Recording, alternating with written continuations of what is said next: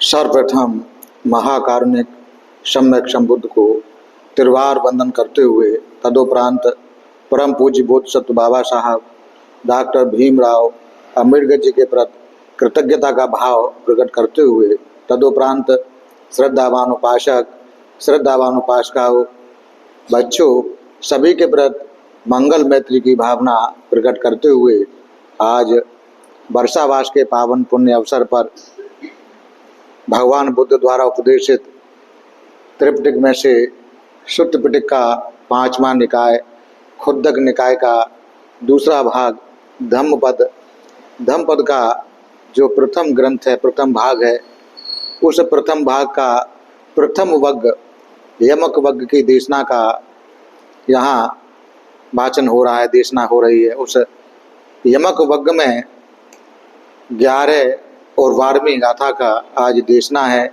आज इन दो गाथाओं का जो देशना दूसरे दिन की देशना है, वह जो गाथा इस प्रकार से हैं।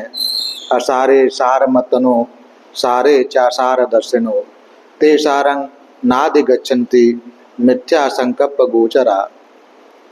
यानी जो असार को सार समझ लेते हैं, असार को असार समझ लेते हैं, ऐसे लोग का मिथ्या दृष्टि वाले होते हैं, इनके संकल्प मिथ्या होते। दूसरे में भगवान बुद्ध कहते हैं सारंग च सारतो यत्वा असारंग च असारतो ते सारंग अधिगच्छति सम्मा संकल्प गोचरा। जो सार को सार और असार को असार समझते हैं, ऐसे लोगों की सम्यक दृष्टि होती है और उनके संकल्प सम्यक होते हैं। जो दो गाथाओं के माध्यम से जो सारपुत्र और महामोगल्यान के पूर्व के गुरु थे संजय बेलीपुट्ट के उद्देश्य करके भगवान ने यह गाथा कही थी, उसी संबंध में यह जो कहानी है, कथा है, उसका वाचन हो रहा है, उसकी देशना हो रही है। कल जब भगवान ने ऐसा बताया कि ये दोनों जो सारपुत्र और मोदगल्यान आ रहे हैं, ये अग्र शावक होंगे, ऐसा भगवान ने घोषणा की। कल इसकी देशना थी। तब जो भिक्षु लोग थे उनमें असंतोष पैदा हुआ और आपस में चर्चा करने लगे कि भगवान मुंह देखकर व्यवहार करते हैं। ऐसा जो अभी प्रवचित हो रहे हैं, अभी उपसंबोधित हो रहे हैं, उनको अग्र शावक बना रहे हैं, जो कि सबसे पहले प्रवचित थे।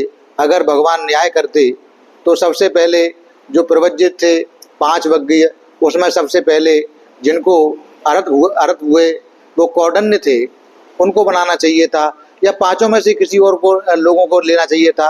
अगर उनमें से नहीं लेते तो उसके बाद जो प्रवचित हुए थे उनमें से जैसे यश और उसके 55-54 मित्र थे, उन 55 लोगों में से किन्हीं 2 लोगों को अग्र शावक बनाना चाहिए था।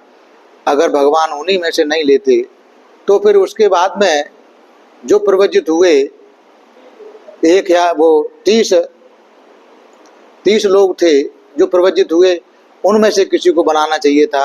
अगर उनमें से नहीं बनाते तो 1000 जो उर्वेल कश्यप, नदी कश्यप, गया कश्यप प्रवचित हुए थे, उनमें से बनाना था।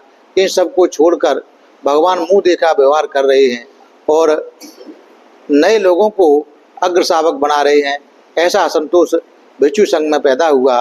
तब भगवान ने कहा कि भिक्षुओं, मैं मुंह देखा व्यवहार नहीं करता हूँ, जिसने जो मांगा है उसको वही मिला है।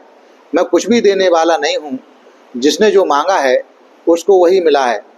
तब कि कौंडिन्य ने कि आपको कौंडिन्य को बनाना चाहिए था, तो बनते कि कौंडिन्य ने जो मांगा उसे वो मिला, मैं उसको कुछ भी देने वाला नहीं हूँ। तो कहते हैं भगवान कि इसने पूर्व जन्म में ऐसा क्या मांगा था।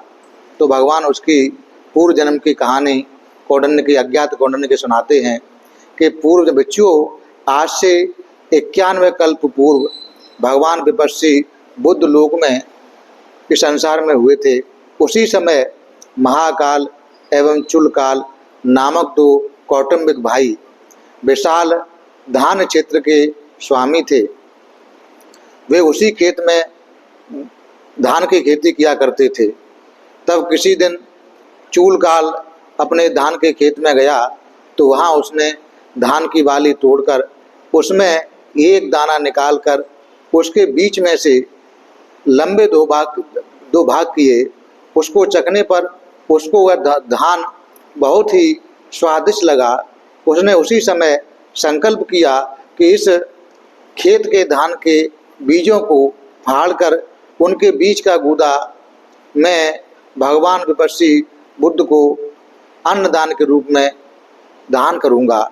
यह संकल्प कर वह घर में भाई के पास आकर बोला कि भाई जी, मैं धान को बीज से फाड़कर उसके गूदे को दूध में पकाकर उसे मैं बुद्धों के भोजन के अनुरूप बनाकर भगवान बुद्ध को उनका भोजन दान करना चाहता हूँ। बड़े भाई ने कहा, तात क्या कह रहे हो? यूँ तो धान को फाड़कर उसके बीज का गूदा निकालकर खिलाते खाते हुए हमने तो किसी को नहीं देखा अभी तक। तुम ऐसा क्या कह रहे हो? ना आगे भी कोई खिला पाएगा। तुम ऐसा व्यर्थ की बात इस तरह ऐसे कार्य करने की क्यों कह रहे हो? ऐसे कार्य करने से व्यर्थ में धान का भी नाश करना चाह रहे हो। फिर भी उस छोटे भाई के बार बार आग्रह करते रहने पर अंत में बड़े भाई ने उस क्षेत्र को, उसके खेत को, अपने सभी खेतों को दो भागों में बांटकर एक भाग छोटे भाई को सौंप दिया और कहा कि इसमें जो तुम्हारा ये भाग है, इसमें जो तुम्हारी इच्छा हो वो करो। तुम नहीं मानते, तुम्हें नाश करना है तो नाश करो, ये तुम्हारा भाग है, जो करो वो करो। यह कहकर कि ठीक है, ऐसा कह दिया।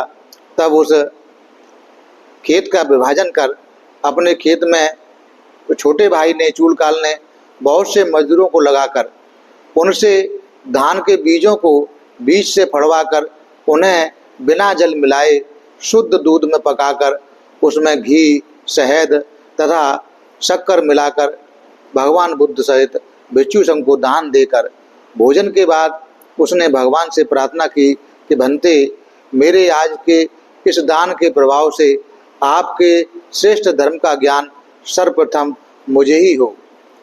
भगवान ने वैसा ही उसको आशीर्वाद दिया। उसने वह दान करने के बाद में ऐसी प्रार्थना की थी कि भंते जी, मैंने जो दान किया है, इस दान के प्रभाव से जो आपका श्रेष्ठ धर्म है उसका सर्वप्रथम जानने वाला मैं ही हूँ। तब भगवान ने उसने आशीर्वाद दे दिया इसी प्रकार का।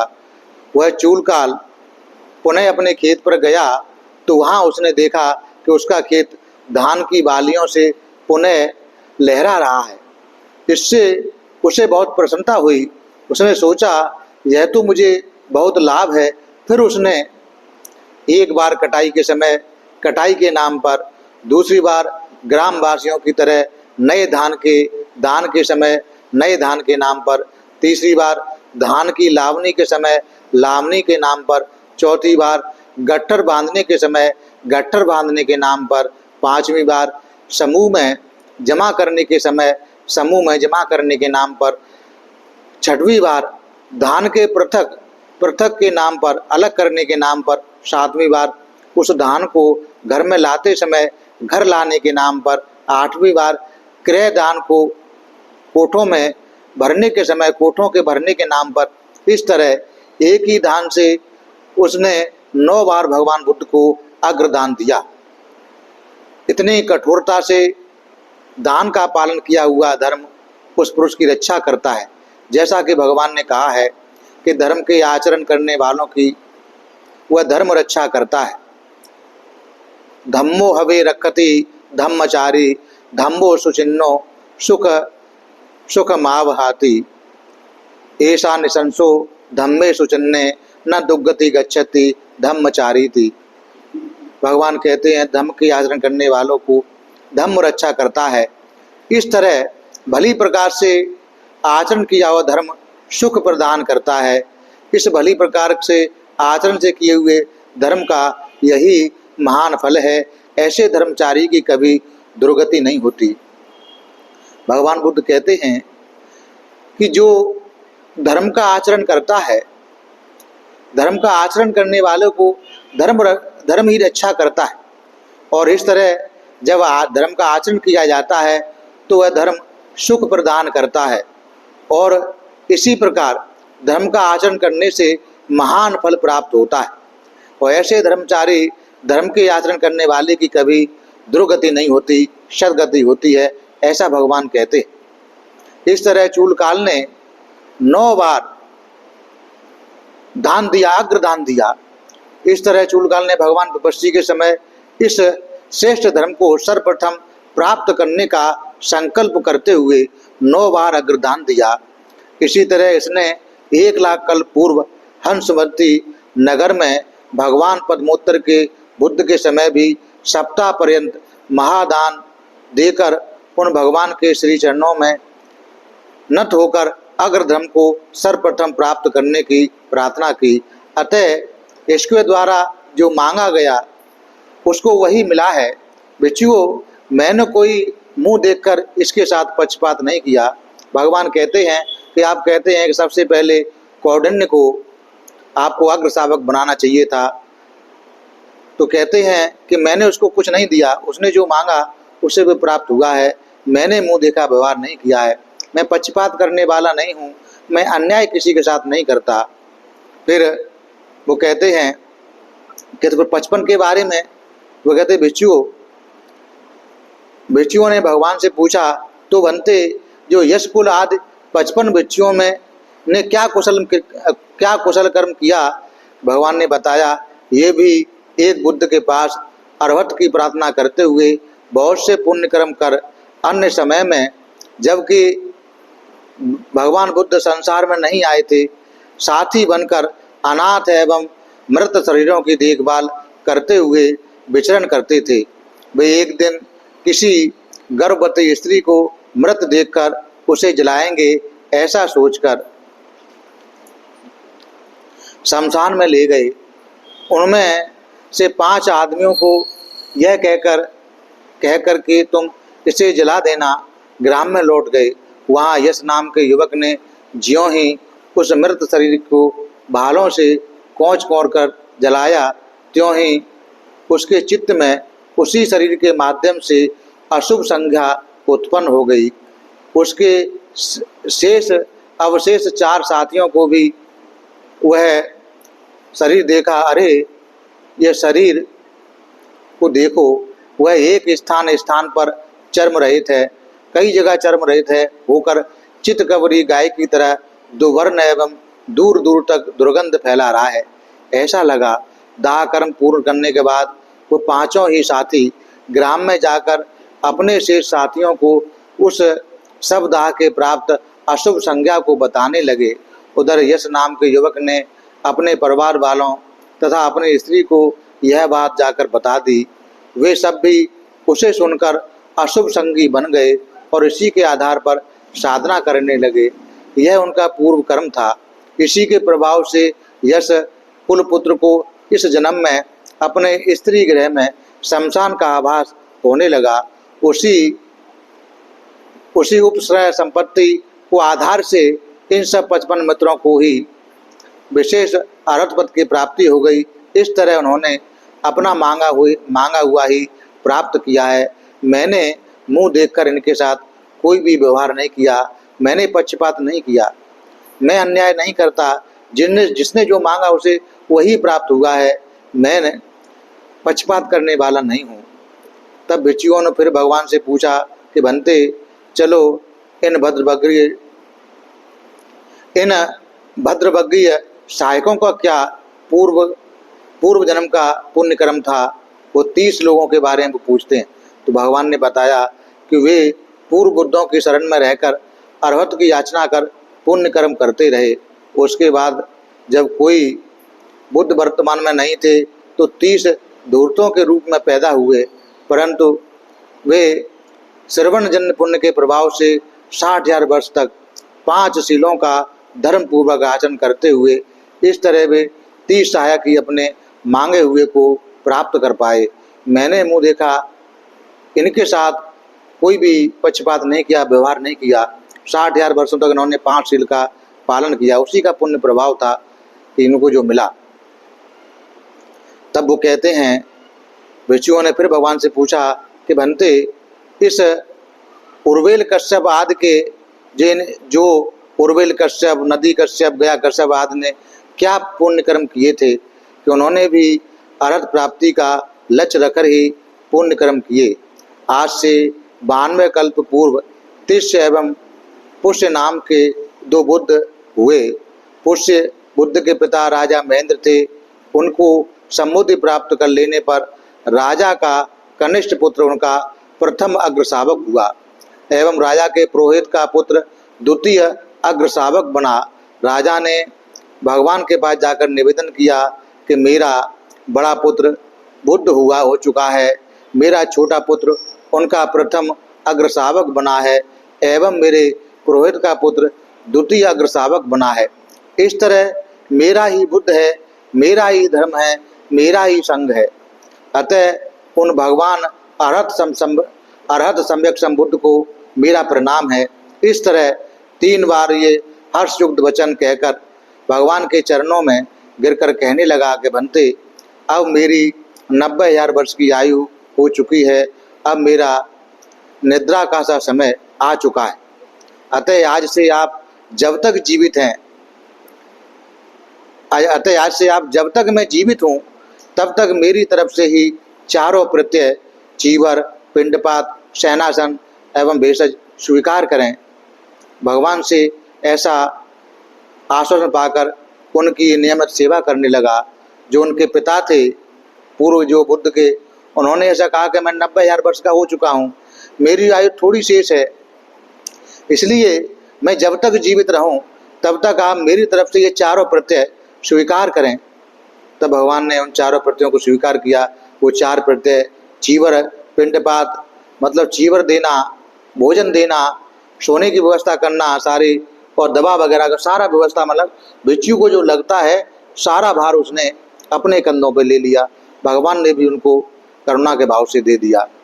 राजा के इनके अतिरिक्त भी जो राजा ने मांगा अपने बुद्ध हुए पुत्र से उन्होंने दे दिया। लेकिन राजा के उनके अलावा और भी 3 पुत्र थे। उनमें से बड़े के पास 500 सैनिक परिवार थे, बीच वाले के पास 300 सैनिक परिवार थे और छोटे वाले के पास 200 सैनिक परिवार थे। उन तीनों ने कभी सोचा कि हम भी अपने भाई बुद्ध को भोजन कराएंगे। यह सोचकर पिता से उन्होंने आज्ञा मांगी, परंतु उन्हें आज्ञा नहीं मिली। अवसर देखकर पुनः फिर आज्ञा मांगी, फिर भी उन्हें आज्ञा नहीं मिली। इस बीच शत्रुओं ने राज्य सीमा पर युद्ध छेड़ दिया, प्रारंभ कर दिया। राजा ने उनके दमन के लिए अपने 3 पुत्रों को भेजा। तीनों भाइयों ने जाकर शत्रुओं को वीरतापूर्वक पराजित किया और पुनः अपने पिता के पास लौट आए। तब पिता ने उनके इस कार्य से प्रसन्न होकर उनका आलिंगन किया, उनका सिर चूमकर कहा कि इस प्रसन्नता के अवसर पर मैं तुम्हें वर देना चाहता हूँ, कुछ भी मांग लो। परंतु वे तीनों चुप रहे। कुछ दिन बाद पिता ने उनसे वर मांगने की बात दोहराई। तब वे बोले, पिताजी, हमें अन्य किसी वस्तु की आवश्यकता नहीं है, हमें तो अपने भाई को जीवन पर्यंत भोजन कराने की अनुमति दीजिए, यही आपका वर देना होगा। तब पिताजी ने कहा कि पुत्रों, यह तो मैं किसी को नहीं दे पाऊंगा, जब तक मेरा जीवन है यह तो मैं किसी को नहीं दे पाऊंगा।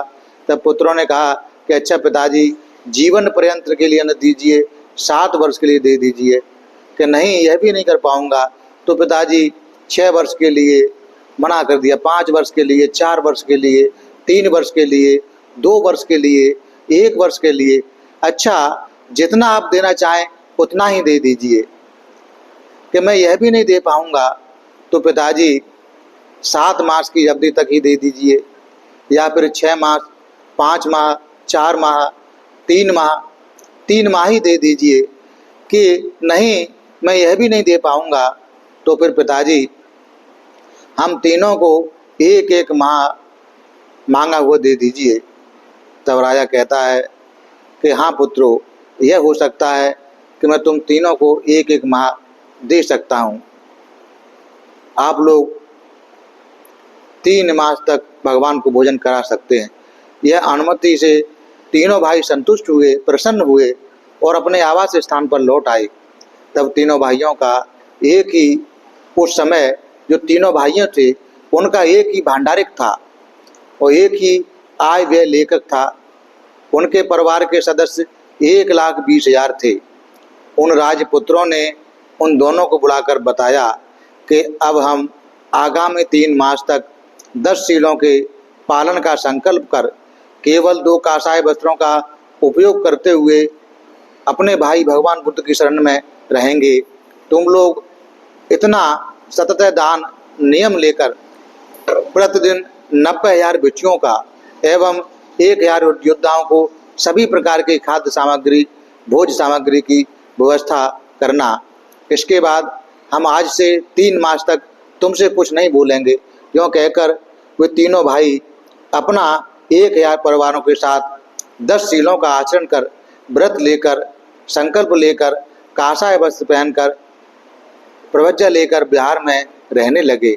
उधर उन तीनों के भंडारिक एवं आय व्यय लेखक दोनों का एक ही, तीनों का भाइयों का दान भाग भंडार क्रम से निकालकर दान नियमानुसार प्रतिदिन देने लगे। परंतु वहाँ कार्य करने वाले मजदूरों के बाल बच्चे दाल भात के लिए रोने लगे, तो वे श्रीमद उन बालकों को भूखा देखकर भिक्षुओं को भिक्षा देने से पूर्व ही दाल भात दे देते थे। भिक्षु संघ को भिक्षा देने के बाद ही कुछ न कुछ सामग्री बच जाती थी। यह कोई अनहोनी नई बात नहीं थी। वे श्रमिक कर्मचारी बाद में बच्चों को भी दे देंगे, यह सोचकर वह शेष खाद्य पदार्थ सामग्री को लेकर स्वयं खा जाते थे। परंतु इस मनोरम आहार को पचा नहीं पाए और वे श्रमिक 84,000 थे। वे सभी संघ को दिए जाने के वाली दान सामग्री को चुरा चुरा कर खाने के कारण इस पाप कर्म के प्रभाव से मरने के बाद प्रेत योनि में उत्पन्न हुए। वो तीनों भाई अपने 1,000 संख्या वाले पुरुष विहार के साथ यथा समय यह लोक छोड़कर देवलोक में उत्पन्न हुए। फिर वह देवलोक से मनुष्य लोक में और मनुष्य लोक से देवलोक में विचरण करते हुए जन्म लेते हुए उन्होंने 92 कल्प का लंबा समय बिताया। इस तरह वे तीनों भाई अरहत की इच्छा ही मन में रखते हुए सतत पुण्य कर्म करते रहे। अतः उन्होंने अपना मन चाहा ही आज प्राप्त किया है। मैंने अपनी तरफ से उनको मुंह देखकर कोई भी व्यवहार नहीं किया। मैं पक्षपात नहीं करता, मैं अन्याय नहीं करता। इन्होंने जो मांगा वही इनको प्राप्त हुआ है।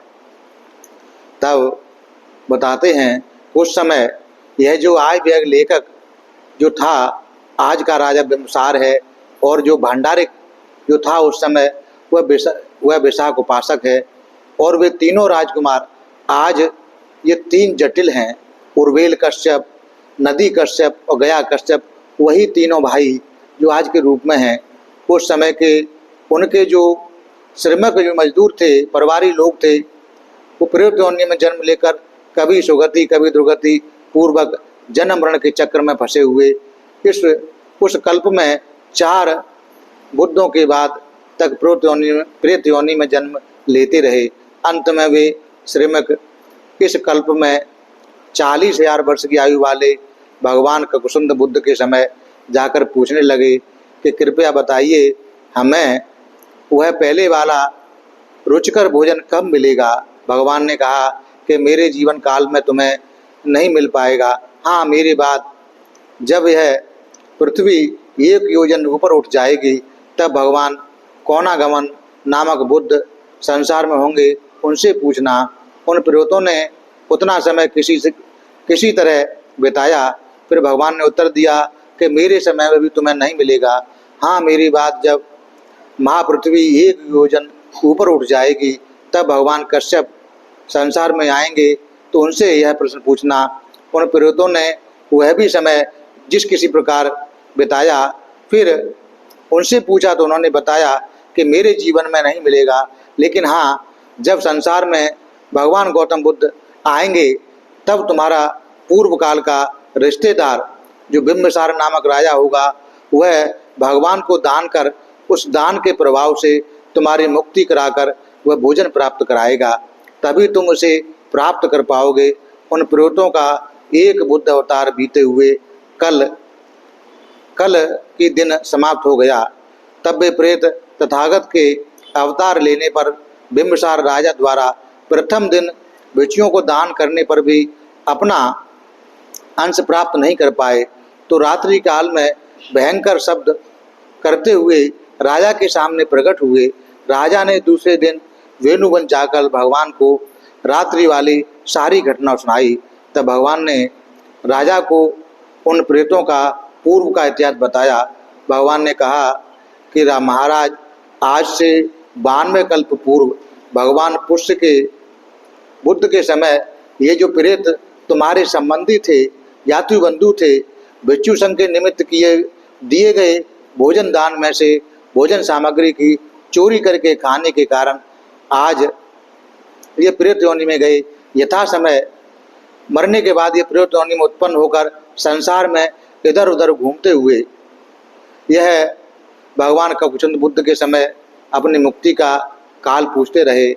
उन्होंने तुम्हारे दान के बाद कि इनका उस योनि से मुक्ति बताई। वे सब इस दिन की प्रतीक्षा करते रहे। कल तुमने प्रथम दान दिया तो भी इनकी उस योनि से मुक्ति नहीं होने के कारण घबरा कर तुम्हारे सामने आ पहुँचे। इस प्रकार भयंकर शब्द करने लगे। राजा ने पूछा, तो बनते अब ये लोग किसी तरह दान किए जाने से मुक्त हो पाएंगे? किस तरह, मैं किस तरह दान करूं जिससे ये मुक्त हो पाएंगे? कि हाँ महाराज। तब राजा ने दूसरे दिन दोबारा बुद्ध प्रमुख भिक्षु संघ को निमंत्रित कर महादान देकर कहा कि बनते, इस महादान के प्रभाव से उन प्रेत योनि में उत्पन्न मेरे संबंधी जनों को यह जो मैं दान कर रहा हूँ यह अनुमोदन उनको प्राप्त हो, उस अनुमोदन से उनको अन्नपान प्राप्त हो। उस दान के प्रभाव से उन प्रेतों को भी दिया यह दिव्य अन्नपान की उपलब्धि मिले और वह उपलब्धि से वो संतुष्ट हुए। परंतु आधी रात में वे प्रेत राजा के सामने पुनः प्रकट हुए। आज वे नग्न थे। राजा ने यह घटना भी भगवान के सामने जाकर कह सुनाई और इसका कारण पूछा तो भगवान ने कहा, अरे राजन, आपने महादान तो किया जिससे उन प्रेतों को दिव्य अन्नपान की प्राप्ति हुई, परंतु आपने चीवर दान नहीं किया जिसके प्रभाव से उनकी नग्नता दूर होती। वो नग्न है इसलिए नग्न तुम्हारे सामने आए। तब राजा ने अगले दिन फिर दोबारा बुद्ध प्रमुख भिक्षु संघ को भोजन दान और चीवर दान के लिए निमंत्रित किया और सभी लोगों को चीवर दान दिया। इस चीवर दान के प्रभाव से मेरे दान करते हुए बोला कि मेरे ज्ञाति बंदियों को दिव्य वस्त्र मिले, ऐसा अनुमोदन करता हूँ। और फिर वैसा ही उन्हें प्राप्त हुआ। उन्हें उसी समय दिव्य वस्त्र प्राप्त हो गए और वे उन दोनों दानों के प्रभाव से प्रेत भाव छोड़कर दिव्य शरीरधारी हो गए। शास्त्रा ने भी उस चीवर दान का त्रिकुटेषु तिदंती पेतवत्तु धर्म देशना द्वारा अनुमोदन किया। इस धर्म देशना से 84,000 प्राणियों को धर्म लाभ हुआ। शास्त्रा ने उन 3 भाइयों जटिलों का पूरा वृत्तांत कह सुनाया। तब से ऐसी धारणा है बौद्ध लोगों में, जहाँ बौद्ध देश हैं, कि चीवर दान करने का जब दान करते हैं अपने प्रेतों के लिए, अपने दिवंगतों के लिए, तो चीवर दान का उनका अनिवार्य रूप से करते हैं। तो ऐसा भगवान ने कहा कि जो जटिलों ने मांगा वही उनको मिला। मैंने उन्हें कुछ भी नहीं दिया, मैंने पक्षपात नहीं किया, मैंने मुंह देखा व्यवहार नहीं किया। जो उन्होंने पाया अपने मांगे का पाया। तब भगवान कहते हैं, वो भगवान से भिक्षु पूछते हैं कि भिक्षुओं ने पूछा कि बनते, इन अग्र शावकों ने कौन से पुण्य कर्म किए थे कि वे अग्र शावक पद पर पहुंच गए? भगवान ने उन्होंने अग्र शावक पद की प्राप्ति हेतु प्रार्थना की थी। भगवान ने कहा कि इन्होंने अग्र शावक पद की प्राप्ति हेतु प्रार्थना की थी। प्राचीन काल में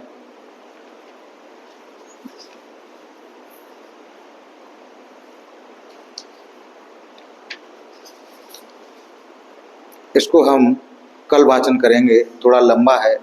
आज हम लोगों ने सुबह से जितने भी पुण्य कर्म अर्जित किए हैं, शील ग्रहण करके, पंचशील ग्रहण करके, संकल्प पूजा शील ग्रहण करके, पूजा वंदना लेके, ध्यान करके, शाम में भी शील ग्रहण करके, धम्म देशना सुन के, पूजा वंदना लेके जितने भी पुण्य अर्जित किए हैं, ये सारे पुण्य हम सबसे पहले सभी देवताओं को अनुमोदन करते हैं। इस पुण्य के बल से सभी देवताओं का श्रद्धा, शील, श्रुत, त्याग, प्रज्ञा आगे बढ़ जाए। सभी देवता हम सबको धार्मिक सुरक्षा प्रदान करें।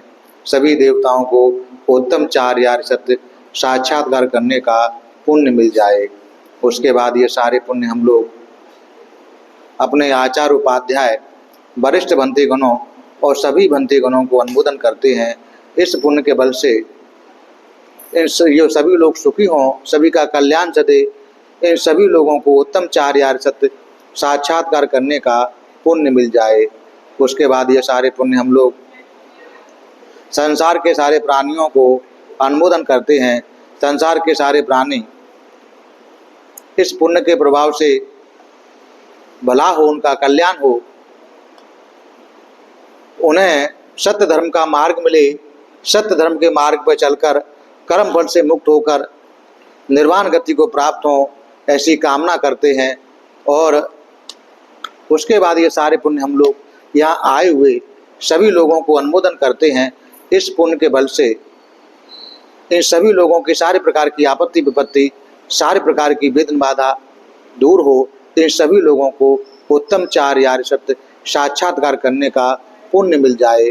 उसके बाद ये सारे पुण्य हम लोग श्रद्धावान उपासक, श्रद्धावान उपासिकाओं को अनुमोदन करते हैं, जो हम लोगों को भोजन, चीवर, कुटिया, दवा, परिष्कार आदि से सेवा करते हैं। इन किए हुए पुण्य की अनुभव से इन सभी लोगों के सारे प्रकार की आपत्ति विपत्ति, सारे प्रकार की विघ्न बाधा दूर हो, इनके व्यापार धंधे आगे बढ़े, धन संपत्ति की वृद्धि हो। त्रिरत्न के अनुभव से तथा किए हुए पुण्य के बल से इन सभी लोगों को उत्तम चार्यार्थ सत्य साक्षात्कार करने का पुण्य मिल जाए। सबका भला हो, सबका मंगल हो, सबका कल्याण हो। भवतु सब मंगलम, भवतु सब मंगलम, भवतु सब मंगलम।